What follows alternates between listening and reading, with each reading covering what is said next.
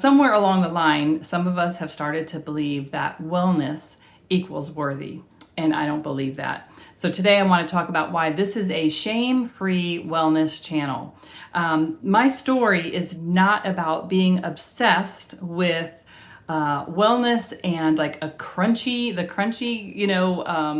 crunchy culture that we have in our world.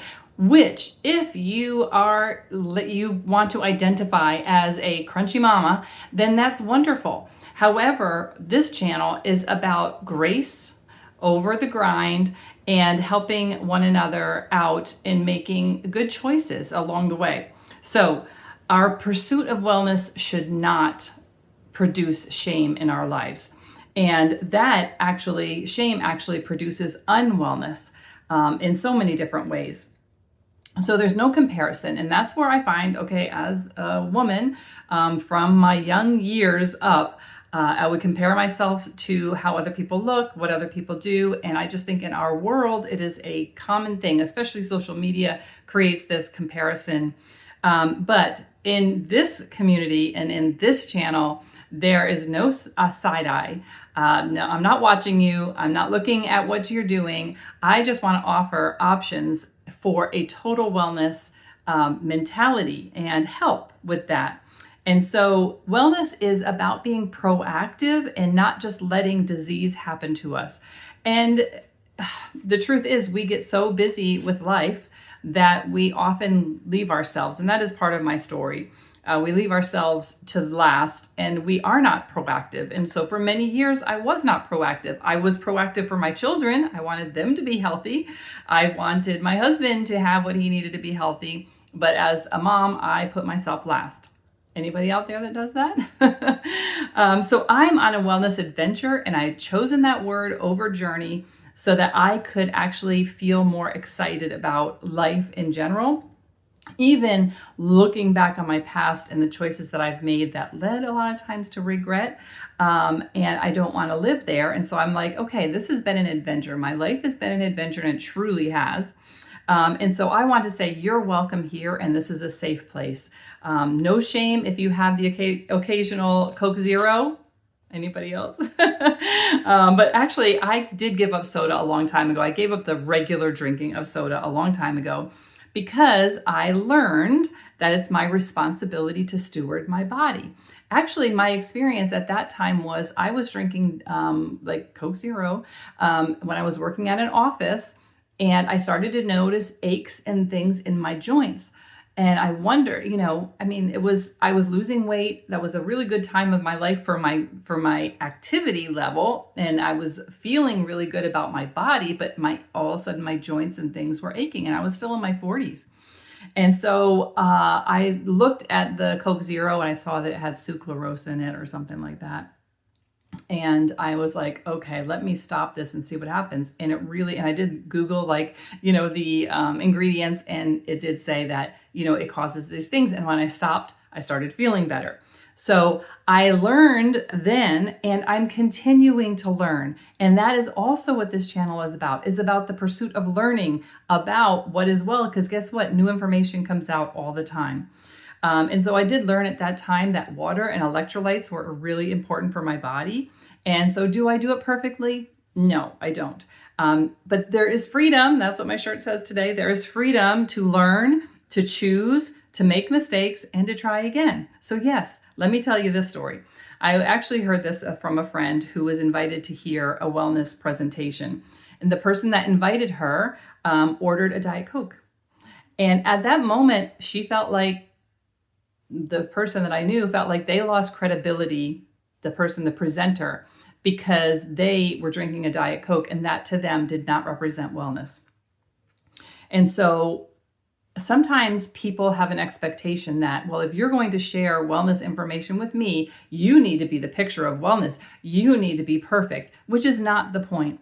The point of the wellness adventure is learning and applying and seeing what works for me and what works for you, sharing information, learning new things, trying it out. And if it works, great. So for some people, just a sugar-free lifestyle, that is the picture of wellness. And maybe that's because they have had such a bad time with sugar that they've had to eliminate it from their body and their life. And that's okay for them. So, and yes, we all do know the evils of sugar, but we also know we live in America and we love our sweets. So what are the choices that we get to make? And we have many choices. That is the blessing of being in America too.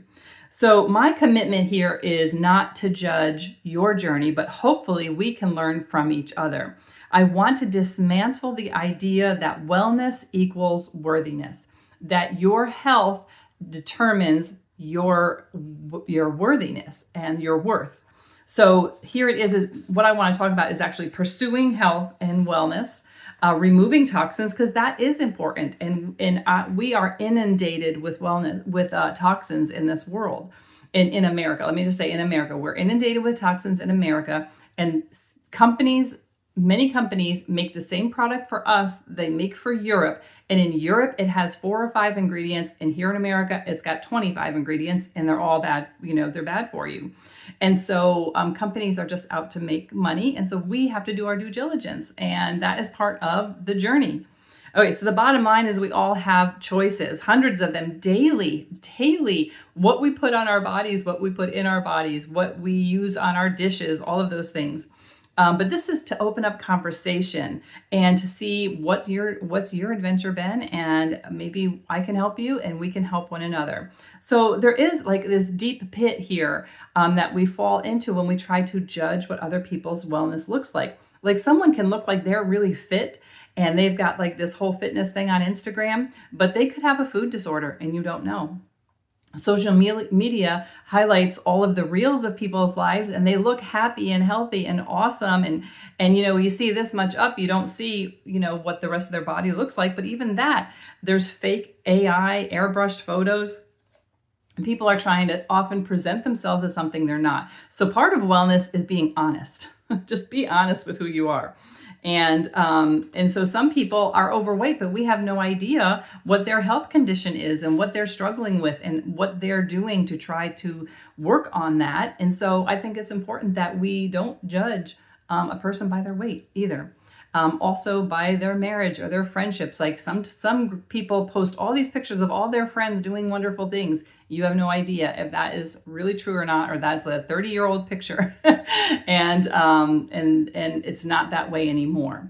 So rather, what's working for you? What have you tried that's worked? What have you tried that hasn't worked? Let's talk about it. And we want to dismantle that. It's definitely an unspoken attitude that wellness equals worthy, and it does not.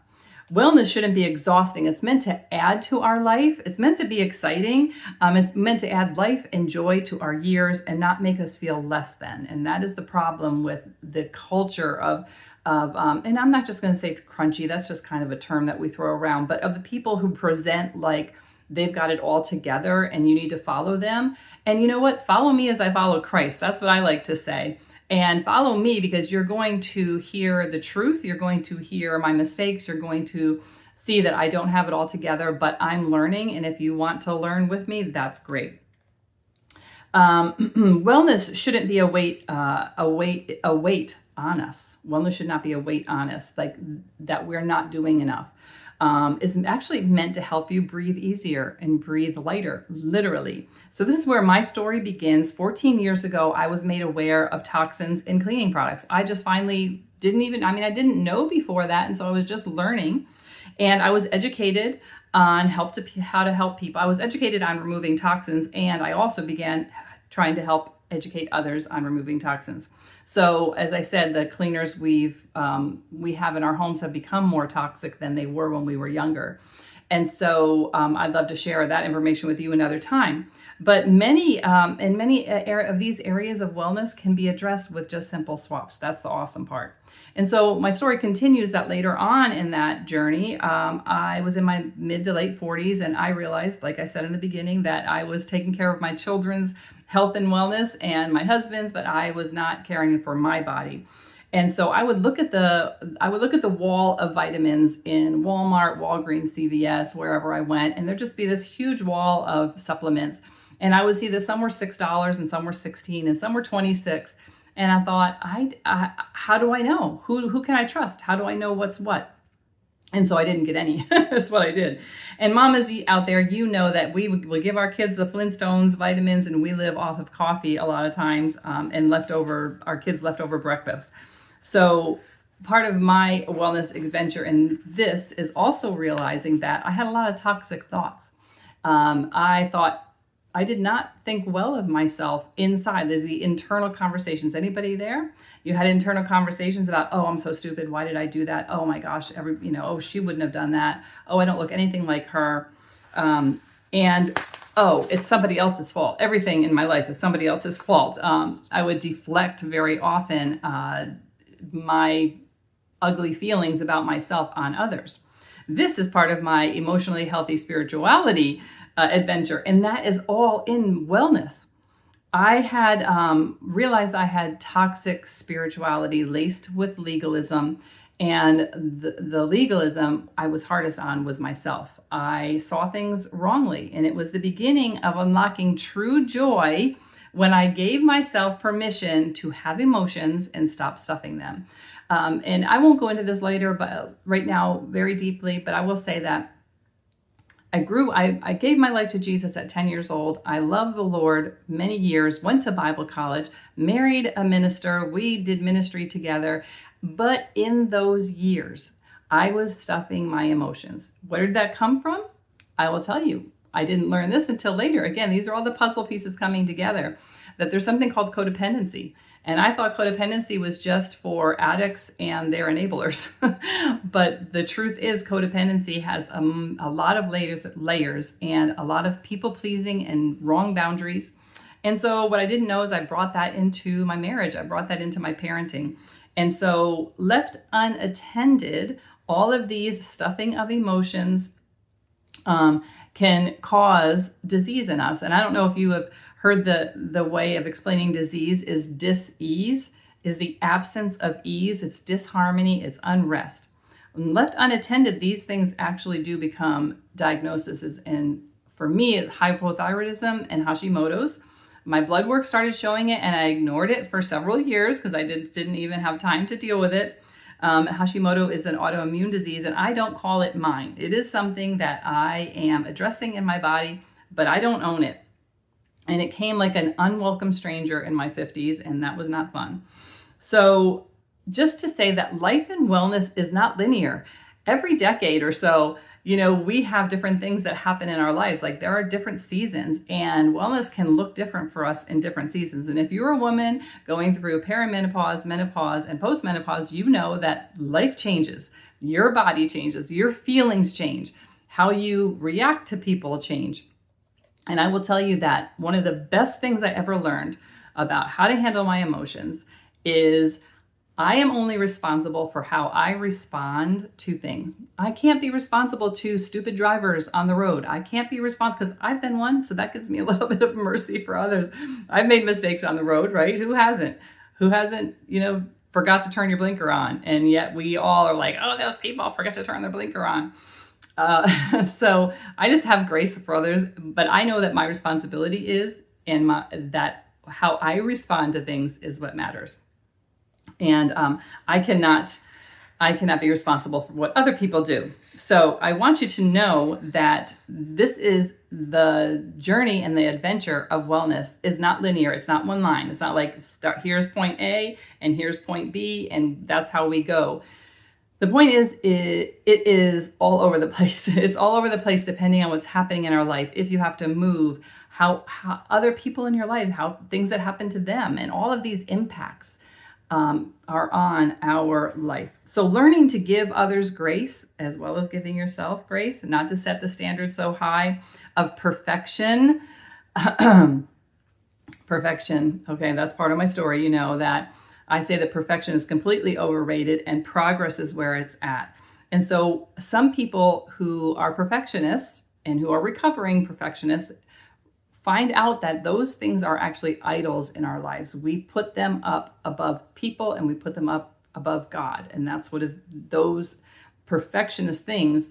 We think that maybe it's expected of us by God, but it's not. So For us, the hardest part often is to give ourselves grace as well as giving others. And it's essential. It is essential. Faith comes into this, because I call it emotionally healthy spirituality. There's mental health, there's emotional health, and there's spiritual health, but they all blend together. They are interdependent, 100%. And so it's essential to know where your worth is based. If it's not in wellness, if being the healthiest person you can be is not where your worth and value come from, then where does it come from? It comes from the fact that we were created by God. It comes from the fact that we were redeemed by Jesus. His blood bought us back because we were born into sin. And so with that, knowing who we belong to, whose we are, not just what we do, our worth is based on that. Not on what we do, but whose we are. So it's important to know that stewardship is wonderful. It's important. It's great. Instead of striving for perfection, let's steward our bodies and our lives, our mental health, our thoughts, steward all these things, our relationships, right? And have grace with one another over guilt, over sitting in regret and guilt. And if you struggle with that, I would love, message me, because I will definitely love to help you with that. And then, of course, progress over perfection. Perfection is overrated, and progress, it's where it's at. And I'm so thankful you were here with me today, and I look forward to talking with you more.